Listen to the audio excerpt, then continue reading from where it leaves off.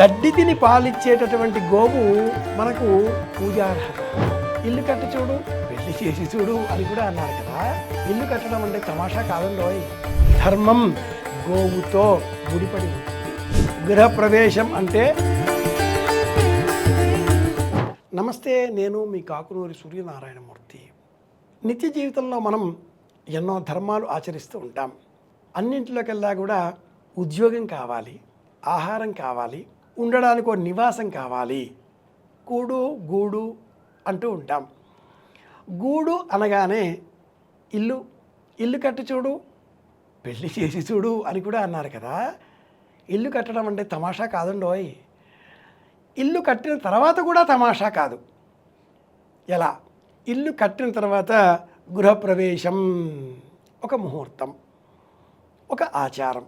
ఈ ఆచారాన్ని పాటించే సమయంలో గోమాతను పూజిస్తూ ఉంటాం. గోమాతను పూజించడంలో ఉండే అంతరార్థం ఏమిటి? గోవు ఎందుకు ముఖ్యం?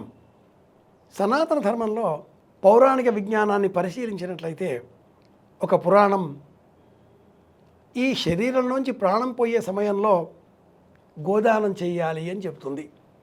ఒక ధర్మశాస్త్రం తొలిసారిగా పురుషుడు అంటే మగవాడు గడ్డం గీసుకోవడం చేసిన మొదటి రోజు కూడా గోదానం చేయాలి అని చెప్తుంది. ప్రతి వ్యక్తి తన జీవితకాలంలో 6 సార్లు గోదానాలు చేయాలి అంటూ ధర్మశాస్త్రం చెబుతుంది. తొలిసారిగా గడ్డం గీసుకోవడం క్షవరం, మొదటి గోదానం. మంత్రోపదేశం చేసిన గురువుకు, చదువు చెప్పిన గురువుకు, స్నాతక విద్య చెప్పిన గురువుకు గోదానం చేయాలి. గృహస్థ ఆశ్రమ ధర్మాన్ని నిర్వహించడం కోసం వివాహం చేసుకునే సమయంలో కన్యాదాత ఆ వరుడికి తన కూతురితో పాటుగా ఒక గోదానం ఆవుని ఇవ్వాలి. ఇంటికి వచ్చే ఆ అమ్మాయి గృహిణిగా మారుతూ తన వెంట ఒక గోవును తీసుకువస్తుంది.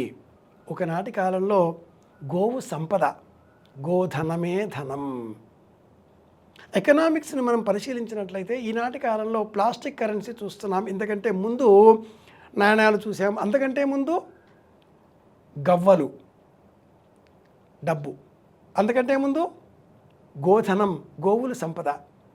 శ్రీరామాయణంలో రామచంద్రమూర్తి యాత్రాదానం చేస్తూ త్రిజటుడికి తాను వనవాసం వెళ్ళకంటే పూర్వం తనకు లభించినంత మేరకు తనది అయిన గో సంపద అంతా కూడా దానం చేసి వెళ్ళాడు. గోవు దానం చేయడం.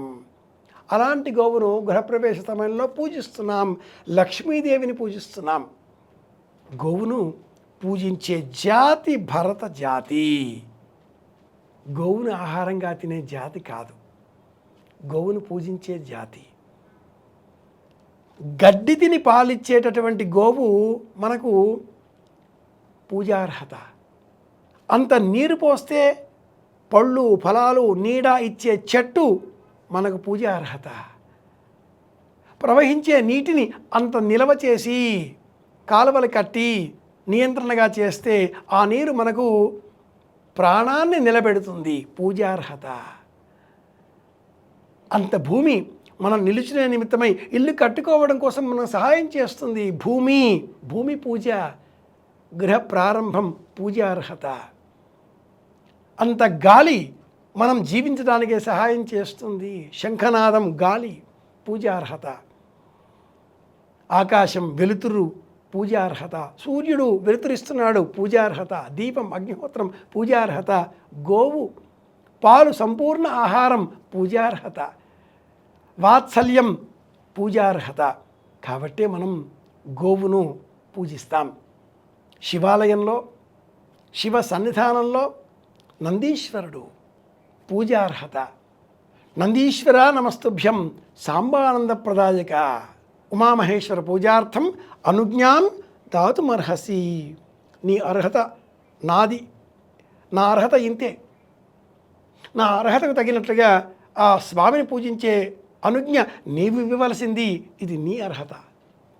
నందీశ్వరుని స్తోత్రం చేస్తాం, పూజార్హత. కనుక గృహప్రవేశం అంటే ఇంటి ఆడపడుచును పూజించాలి, గౌరవించాలి. గడపను పూజించాలి, గౌరవించాలి. గోవును పూజించాలి, గౌరవించాలి. ధర్మం గోవుతో ముడిపడి ఉంటుంది. దేశమాత భూమిని పూజించే మనం గోమాత ఆవును పూజిద్దాం.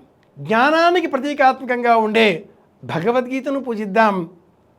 ధర్మాన్ని అనుసరించి జీవిద్దాం. అందరి క్షేమాన్ని కోరదాం. మళ్ళీ కలుసుకుందాం. నేను మీ కాకునూరి. శుభమస్తు.